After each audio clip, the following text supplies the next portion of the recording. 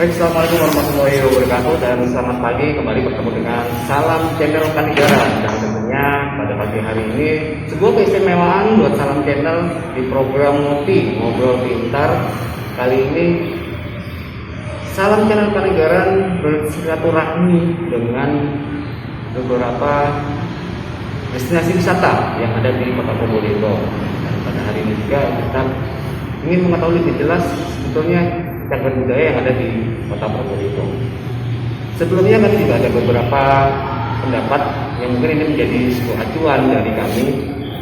Tidak penting apapun agamamu atau sukumu, kalau kamu bisa melakukan sesuatu yang baik untuk semua orang, orang tidak akan pernah tanya apa agamamu.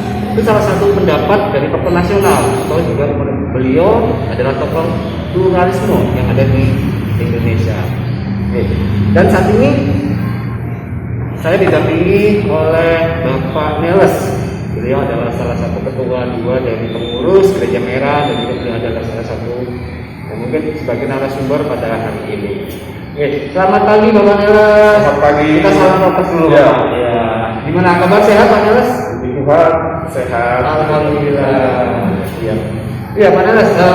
Sebelumnya kami ucapkan terima kasih Pak Neles. Jadi kami sudah diberi kesempatan untuk bisa bersilaturahmi dari program kami Salam Channel. Kita punya program ngopi, yaitu Ngobrol Pintar. Nantinya kita ada program ngopi, itu ada publikasi, ada informasi, edukasi dan informasi. Dan pada hari ini juga kita ingin menggali informasi yang sedalam-dalamnya sebetulnya apa sih Gereja Merah itu. Karena yang mungkin yang kita tahu bahwasanya orang luar aja bisa mengekspos Gereja Merah, gitu. Kenapa orang yang lokal, orang Kota Probolinggo sendiri masih belum kita ulas informasi Gereja Merah? Makanya suatu kewajiban bagi kami adalah putra daerah untuk sekali lagi merupakan sebuah kewajiban untuk menggali informasi sedalam-dalamnya dari Gereja Merah. Oke, Pak Neles di Gereja Merah ini sebagai sebagai apa Pak? Di struktur gereja ya sudah ada pengurusnya ya, pendeta, kemudian pendeta kan tidak sendiri, dia dibantu oleh beberapa personel yaitu yang disebut majelis jemaat. Ya, majelis jemaat itu ada bidang-bidangnya semua. Seksinya kan seksinya. Jadi kebetulan saya di bidang germasa ya, gereja dan masyarakat. Kebetulan pas cocok ya kita Pak ya. Bidang saya di sini memang bidang saya gitu. Jadi tugas saya memang hubungan dengan masyarakat. Humasnya masyarakat. Pak Neles asli orang mana sebetulnya Pak? Saya sebenarnya aslinya Indonesia. Indonesia. Karena begini, saya nggak bisa ngomong saya orang Jawa atau orang ini ya, karena kebetulan atau bukan kebetulan memang sudah diatur oleh yang kuasa ya. Orang tua saya, bapak saya itu asli orang Jawa Tengah. Tempatnya di Jepara. Dan ibu saya itu dari Maluku. Dari Maluku. Ya, Ambon. Ya.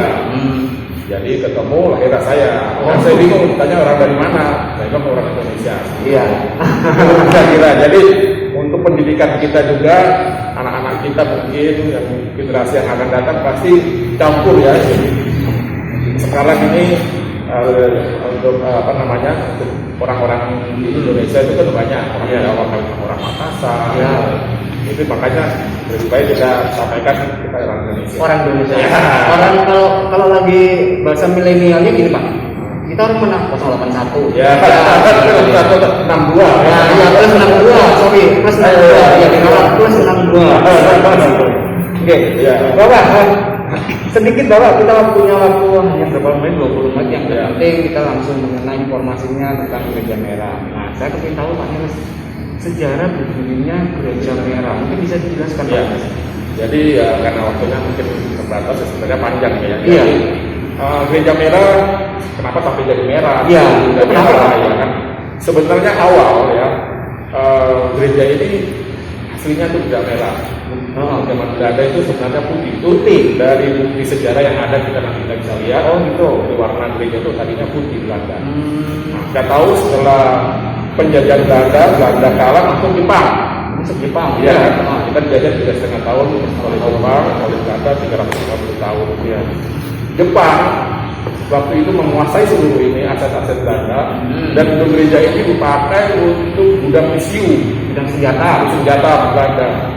Kemungkinan dari sejarah-sejarah dan dari sejarah orang-orang tua-tua yang hidup di zaman Jepang, ini kemungkinan cat merah sama Belanda. Karena ini kan tahu kan kalau bahan bahaya pasti cat merah. Iya. Apalagi mungkin kita kan di daerah pesisir. Iya, pesisir. Ya. Ada filosofinya kalau memang di salah satu solusi pencegahan untuk berkarat mungkin di cat merah seperti itu apa ya gampang gitu kan. Nah, itu 3,5 tahun setelah selesai Jepang kalah, masuk lagi kan Belanda, ya sebentar, tapi setelah itu ada perebutan lagi kemerdekaan kita.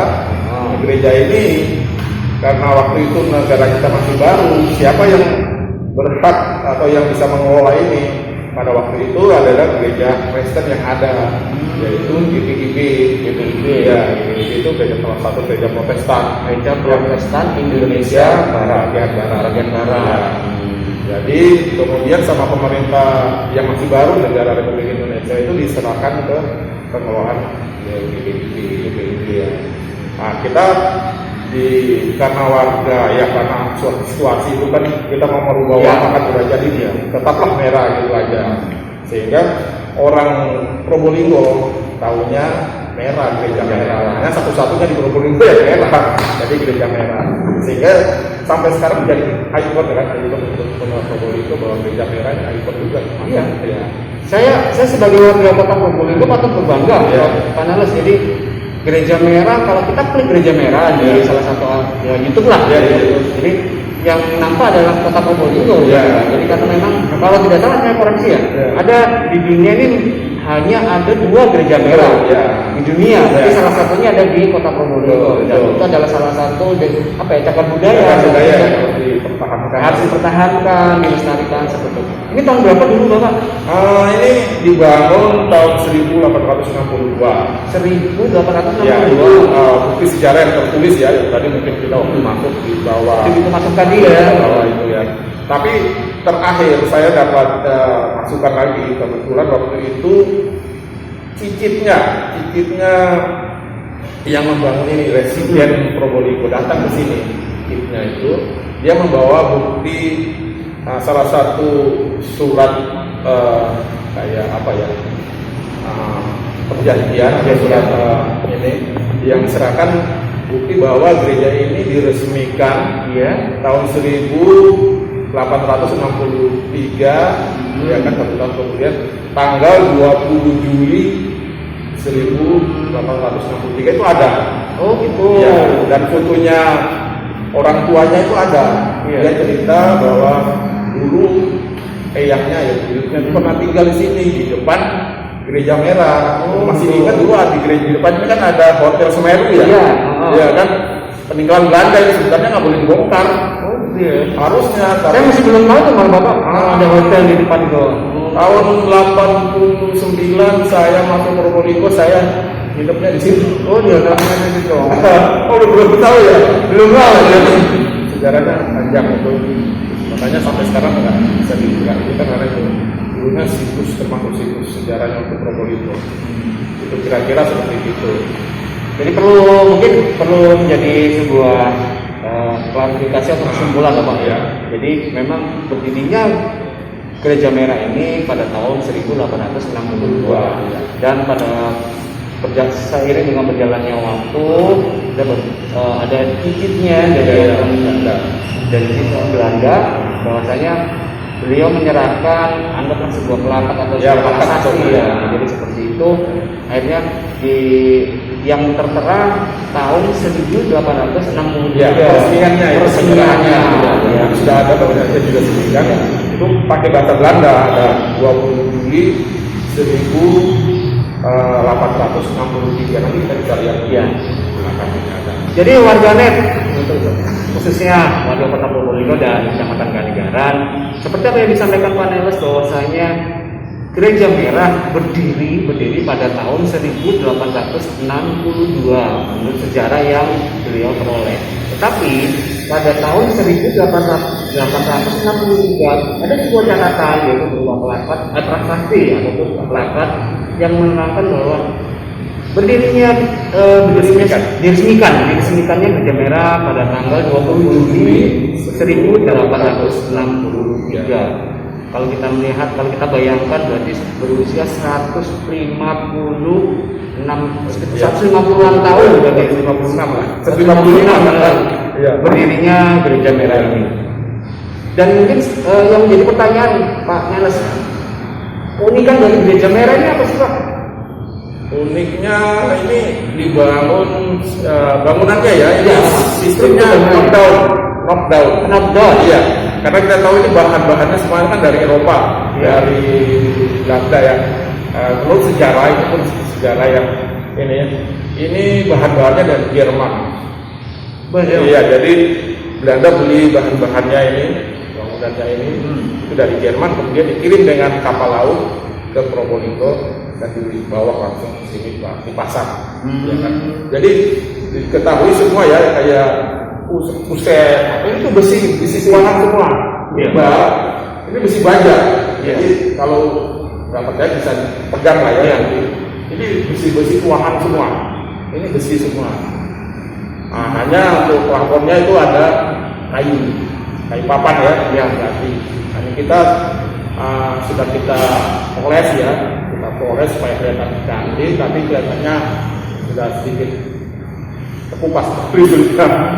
Nah, kemudian ini juga kita tempeli dengan plywood ya, supaya kelihatan rapi, karena zaman dulu kan belum ada asa, jadi papan-papannya tuh bergelombang. Oh gitu. Kan dibikin ditempelin dengannya supaya kelihatan bagus gitu. Nah, untuk warganet jadi yang perlu dipahami bahwasanya gedung ini atau struktur bangunannya adalah model knockdown. Mungkin kalau warganet masih belum tahu sebenarnya knockdown seperti apa. Jadi knockdown itu dibongkar pasang Bapak ya. Jadi tidak ada batu bata, tidak ada semen yang biasanya kalau mereka misalkan mereka membangun harus pakai fondasi, pakai semen, pakai batu bata, biasanya seperti itu. Tapi kalau untuk di Gereja Merah tidak ada seperti itu. Jadi ini adalah bahan yang langsung dari Belanda, dari Eropa. Ya inilah yang ada yang di Gereja Merah. Jadi semuanya masih orisinal Pak. Betul, masih orisinal. Jadi mungkin kalau yang ada perubahan itu dari catnya, kemudian kursinya, dapurnya, lantainya juga sudah ada berubah lantai. Tapi secara garis besar kalau kokohnya bangunannya tetap dari itu ya. Balkonnya masih tetap. Sampai saat ini sudah sampai berapa kali renovasi? Ada renovasi? Ada. Jadi ya kita bikin renovasinya ya dinding ini aja, perubahan warna ya kan. Dulunya ini waktu saya masuk ke sini ini masih tertutup, dibikin plafon lagi, ini ditutup dengan plafon baru. Nah, kemudian kita renovasi karena ini kan asli, harus diperlihatkan ya kan. Kalau ditutup kan nggak kelihatan antiknya, sehingga plafon itu kita bongkar. Nah ini yang aslinya, seperti ini. Dulu pernah disempat ditutup, jadi plafonnya itu sebatas itu, yang besi yang ini belum. Gitu ya. Kemudian kita bongkar plafon, ternyata aslinya seperti ini. Ya, begitu. Jadi warganet, kalau mungkin dari warganet ataupun Kota Probolinggo penasaran bagaimana di dalam atau mungkin mengapa keunikan dari Gereja Merah ini, untuk itu kita lihat, kita akan berkeliling seputar dari Gereja Merah ini yang menjadi keunikan dari Gereja Merah yang merupakan cagar budaya yang ada di Indonesia, khususnya di Kota Probolinggo. Mari kita lihat Gereja Merah. Berdiri pada tahun 1862, Protestan Kerk Probolinggo merupakan bangunan peninggalan kolonialisme Belanda. Kemudian pada tahun 1948 berganti nama menjadi GIPB Jemaat Immanuel atau yang lebih dikenal dengan Gereja Merah. Gereja Merah ini dibangun oleh Pendeta Pati Rajawane pada masa Belanda di bawah kepemimpinan Bupati Meyer atau Bupati pertama Probolinggo. Dinamakan Gereja Merah karena nyaris seluruh bagian bangunan dicat dengan warna merah, dan yang menjadi keunikan dari Gereja Merah adalah pembangunannya yang menggunakan sistem knockdown.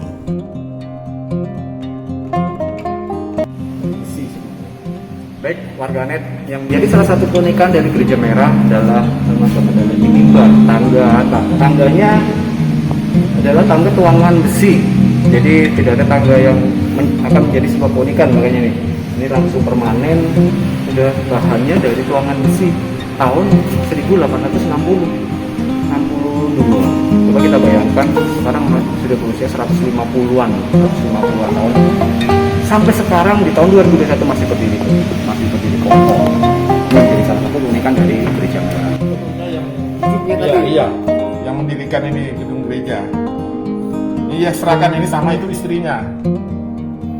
Yang biasa tahu dia tinggal Kalau di istrinya orang Belanda juga. saya kurang tahu ya itu mungkin orang Belanda atau orang Dapurani. Makanya itu saya juga ini agak sedikit itu ya. Iya. Ya. Ini fotonya, kebetulan dia bawa salah satunya ini dan fotonya. Nah itu yang peninggalan dari asli Belanda itu yang peninggalan itu. itu buat apa? Untuk perjamuan. Jadi tiap hari Paskah nanti kan hari Jumat ini kan ya libur Paskah. Itu ada ibadah dalam memperingati kematian Yesus Masih. Jadi kita memperlambangkan bahwa itu nanti ada anggur merah ya kan, makan itu darahnya Yesus ya kan. Kemudian nanti ada roti yang dituil ditaruh sini. Kemudian nanti akan ke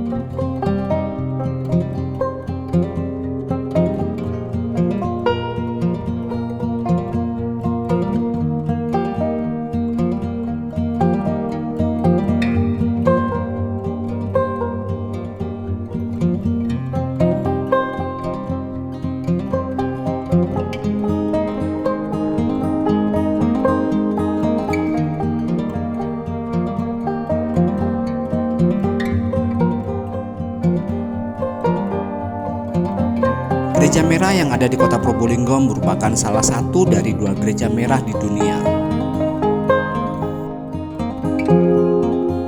Eksistensi Gereja Merah dapat dilihat dari keberadaan bangunan gereja dari awal didirikan tetap berfungsi sebagai tempat ibadah hingga pada tahun 2013 ditetapkan sebagai bangunan cagar budaya Kota Probolinggo yang menjadikan bangunan gereja memiliki daya tarik wisata sejarah maupun religi.